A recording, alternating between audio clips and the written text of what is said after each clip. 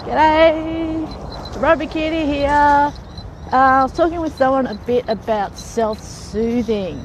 I didn't quite know what they were talking about, so I had to explain it to me that as a child, one of the foundations for growing up and being able to deal with and cope with a lot of things is getting self-soothing or having a parental figure or authority figure when things are going bad to come up and say, basically, you know, hey, everything's okay, don't worry about it, life goes on.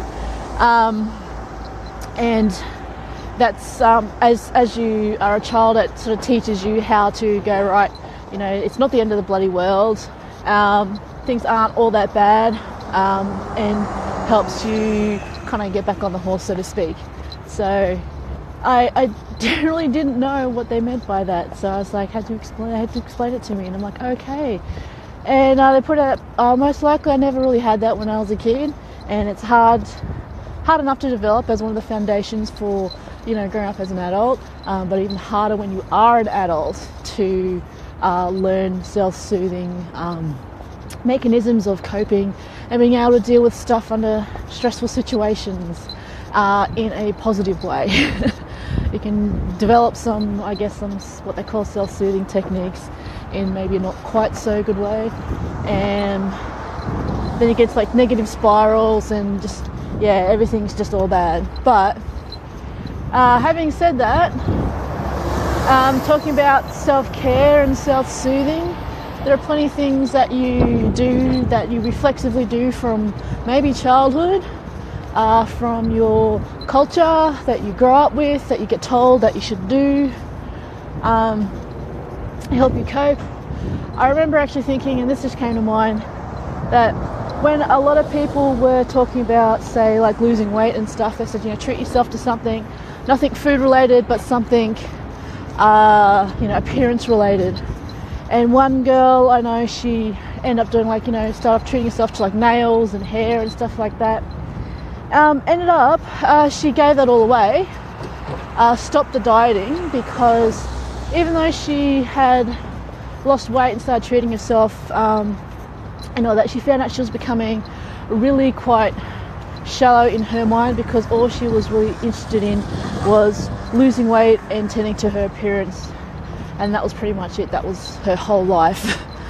And she's like, she says, like, oh my god, I turned into someone that I didn't like. I turned into one of those people.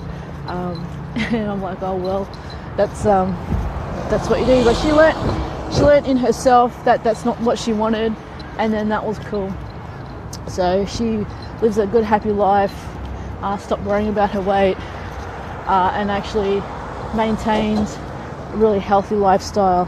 And that's what it's all about, maintaining a healthy lifestyle, living a good life, and all that. So I just think a lot of things that you can do to self-soothe doesn't necessarily have to be things like, you know, chocolate and movies and binge drinking or binge eating and that, although that is really cool to sit down with a whole bunch of friends and sort of binge, like, you know, maybe have like some nachos and beer and watch some TV.